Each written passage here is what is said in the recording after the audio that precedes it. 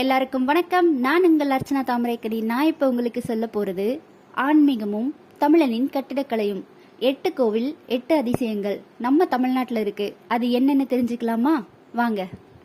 முதலாவதா தஞ்சாவூர் பெரிய கோவில். இந்த தஞ்சாவூர் பெரிய கோவில்ல ஒரு முக்கியமான நம்பிக்கையா நம்பப்படுது. அது என்னன்னா, இந்த கோவில் வாசல் வழியாக எந்த மிகப்பெரிய தலைவர்கள் போனாலும் அவங்களுடைய பதவி பறிக்கப்படும் சொல்லப்படுது. இரண்டாவதாக திருநள்ளாறு காரைக்கால் சனி பகவானின் கதிர்வீச்சு.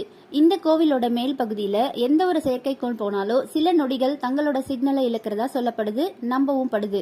வேற எந்த கோவில்லையும் நடக்காம இந்த கோவில மட்டும் இப்படி ஒரு விஷயம் சொல்லப்படுது. எதனால?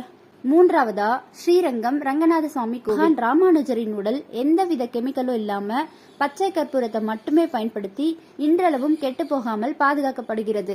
அடுத்ததாக சுசீந்திரம் தானுமாலையன் கோவில். இங்க இசை எழுப்பும் தூண்கள் அமைக்கப்பட்டிருக்கு.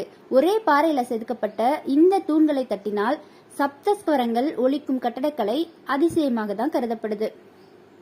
அடுத்ததாக தாராசுரம் ஐராவதீஸ்வரர் கோவில். இங்கு இசை படிக்கட்டுகள் அமைக்கப்பட்டிருக்கு.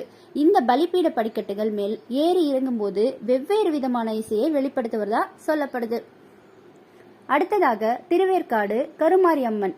இங்கு பாம்பு வடிவத்தில் அம்மன் அமைக்கப்பட்டிருக்கவாகவும் இந்த அம்மன் சிலை தானாகவே ஒரு பெரிய நாகப்பாம்பாக மாறியதாகவும் தீவிரமான நம்பிக்கை இங்கு இருக்கு. அடுத்ததாக உறையூர் வெக்காளி அம்மன்.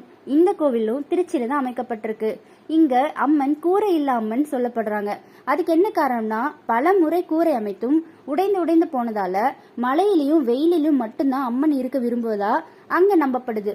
இப்படி தமிழனோட கட்டிடக்கலையும் ஆன்மீகமும் வியக்க வைக்கிற சில உண்மைகளையும் சில நம்பப்படுற கருத்துக்களும் இங்கதான் அமைஞ்சிருக்கு. இந்த தகவல் உங்களுக்கு பிடிச்சிருந்தா நம்ம ஏடிஎஸ் ஹாப்பி வேர்ல்டு சேனலை சப்ஸ்கிரைப் செய்து கொள்ளுங்கள். நன்றி.